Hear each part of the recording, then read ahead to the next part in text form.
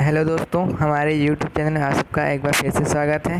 मैं हरी आपके सामने लक्ष्मीकांत का एक नया चैप्टर लेकर के आया हूं। हम लोग पिछले अध्याय में फंडामेंटल राइट्स के बारे में देख चुके हैं।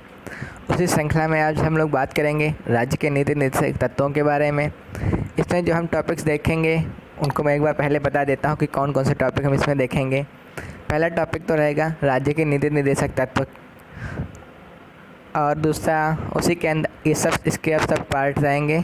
आर्थिक व्यवस्था संबंधी निर्देशक तत्व, सामाजिक सुरक्षा संबंधी निर्देशक तत्व, शासन सुधार संबंधी निर्देशक तत्व, प्राचीन स्मारक संबंधी निर्देशक तत्व, अंतर्राष्ट्रीय शांति और सुरक्षा से संबंधित निर्देशक तत्व, और आखिरी रहेगा राज्य के नीति निर्देशक तत्व के कुछ महत्वपूर्ण तथ्य जो कि हम लोग इसमें देखेंगे।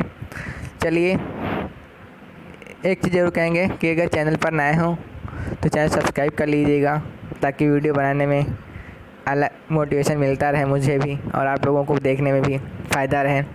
चलिए तो लेक्चर स्टार्ट करते हैं, ज़्यादा टाइम वेस्ट नहीं करेंगे। संविधान के चतुर्थ अध्याय में राज्यों के लिए कुछ निर्देशक तत्वों का वर्णन है। ये तत्व आयरलैंड के संविधान से लिए गए हैं। ये ऐसे उपबंध हैं जिन्हें न्यायालय द्वारा संरक्षण प्राप्त नहीं है, अर्थात इन्हें न्यायालय के द्वारा बाध्यता नहीं दी जा सकती। तब यह प्रश्न उठता है कि जब इन्हें न्यायालय का संरक्षण प्राप्त नहीं है तब फिर इसे संविधान में स्थान क्यों दिया गया है। तो इसका उत्तर में यह कहा जा सकता है कि इसके द्वारा नागरिकों की सामाजिक, आर्थिक, नैतिक और राजनीतिक प्रगति हो। इसी उद्देश्य से ये तत्व व्यवस्थापिका तथा कार्यपालिका के समक्ष रखे गए हैं। चूँकि ये तत्व देश के शासन में मूलभूत हैं, अतः राज्य की नीति इन्हीं तत्वों पर आधारित होगी और विधि बनाने में इन्हीं तत्वों का प्रयोग करना राज्य का कर्तव्य होगा। डॉक्टर अम्बेडकर ने नीति निर्देशक तत्वों के उद्देश्य को इन शब्दों में व्यक्त किया: हमें राजनीतिक और आर्थिक प्रजातंत्र की स्थापना करनी है और उसके लिए निर्देशक तत्व हमारे आदर्श हैं। पूरे संविधान का उद्देश्य इन आदर्शों का पालन करना है। निर्देशक तत्व सरकार के लिए जनता के आदेश पत्र होंगे। जनता ही उनका बल है और जनता किसी भी कानून से अधिक बलशाली होती है। केटी शाह ने इन तत्वों की तुलना बैंक की एक ऐसी हुंडी से की जो जब योग्य होगी तब चुकाने योग्य होगी। It looks to me like a cheque on a bank payable when able. राज्य के नीति निर्देशक तत्व, अगला टॉपिक देखते हैं। संविधान में जो राज्य के नीति निर्देशक तत्व हैं उन्हें 5 भागों में बांटा जा सकता है। इसमें पहला भाग है आर्थिक व्यवस्था संबंधी निर्देशक तत्व। चलिए देखते हैं।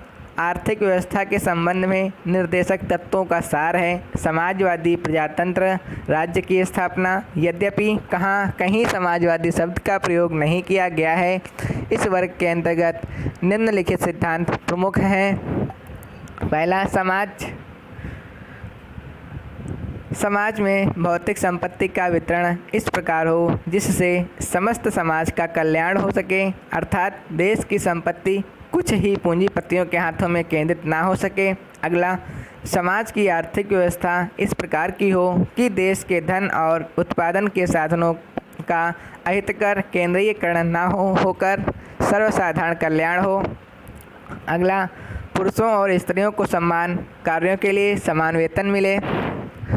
पुरुषों और स्त्रियों के स्वास्थ्य और शक्ति तथा बच्चों की सुकुमार अवस्था का दुरुपयोग ना हो। बालकों और नवयुवकों का शोषण और अनैतिकता से बचाव हो। अपनी आर्थिक सामर्थ्य और विकास की सीमाओं के अंतर्गत राज्य यह व्यवस्था करे कि सभी योग्यता अनुसार कार्य तथा शिक्षा प्राप्त कर सकें।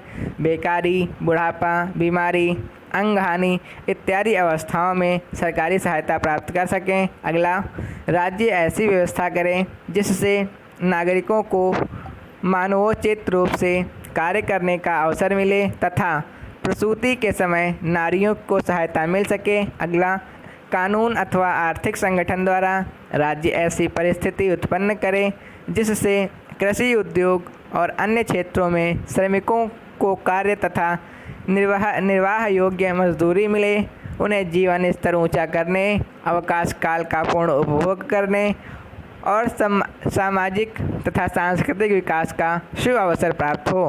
राज्य ग्रामीण उद्योगों को प्रोत्साहन देकर ग्रामों की दशा में सुधार लाए। अगला है सामाजिक सुधार संबंधी नीति निर्देशक तत्व। सामाजिक सुरक्षा संबंधी निर्देशक तत्वों का उद्देश्य समाज के कमज़ोर वर्ग को सुरक्षा प्रदान करना तथा उसका बौद्धिक विकास करना है। सामाजिक सुरक्षा तथा शासन संबंधी निर्देशक तत्व निम्नलिखित हैं। पहला, राज्य द्वारा समाज के कमज़ोर वर्गों खासकर अनुसूचित जातियों और जनजातियों के शिक्षा तथा अर्थ संबंधी हितों की संरक्षण करना। अगला, नागरिकों के स्वास्थ्य सुधार के लिए प्रयास करना, लोगों को पुष्टिकर आहार मिलने तथा उनके जीवन स्तर को ऊंचा करने के लिए प्रयास करना, हानिकारक मादक पेयों तथा मादक वस्तुओं के सेवन पर प्रतिबंध लगाना, बालक बालिकाओं की शोषण तथा अनैतिकता से रक्षा करना, ग्राम पंचायतों की स्थापना जो शासन की एक इकाई के रूप में काम कर सकें। अगला, राज्य न्यायपालिका और कार्यपालिका से पृथक करने का प्रयत्न करना ताकि निष्पक्ष न्याय हो सके। देश के नागरिकों के लिए एक समान व्यवहार संहिता बनाने का प्रयत्न करना जिससे समूचे देश में एक वैयक्तिक कानून रहे। अगला नीति निर्देशक तत्व शासन सुधार संबंधी निर्देशक तत्व।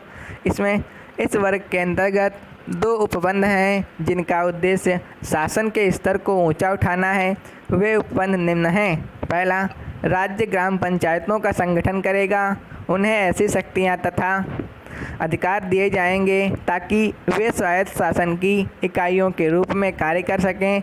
इस उपबंध का प्रधान उद्देश्य रचनात्मक कार्यक्रम द्वारा ग्राम सुधार करना। अगला, राज्य न्यायपालिका को कार्यपालिका से पृथक करने का प्रयत्न करेगा ताकि निष्पक्ष न्याय हो सके।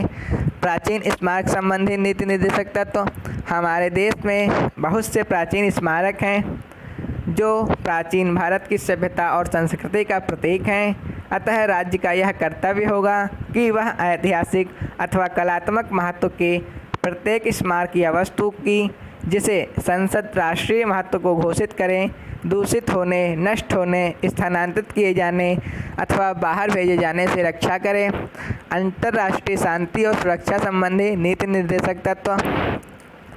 राज्य अंतर्राष्ट्रीय शांति और सुरक्षा की दिशा में निम्नलिखित आदर्शों को लेकर चलने का प्रयत्न करें। पहला, अंतर्राष्ट्रीय शांति और सुरक्षा की उन्नति, राष्ट्रों के बीच न्याय और सम्मानपूर्ण संबंध की स्थापना। अगला, राष्ट्रों के पारस्परिक व्यवहारों में अंतर्राष्ट्रीय कानून और संधियों का आदर। अगला, अंतर्राष्ट्रीय विवादों को मध्यस्थता द्वारा निपटाने का प्रयत्न करना।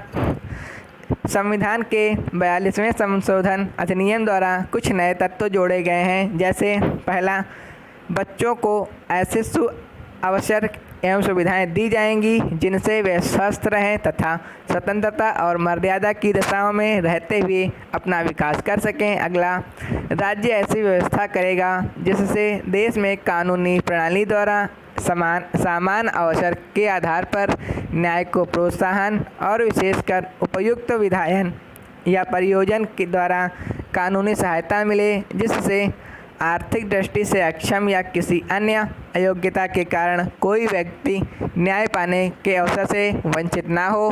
अगला, मजदूरों को उद्योगों या संगठनों के प्रबंधन में भागीदार बनाए जाए।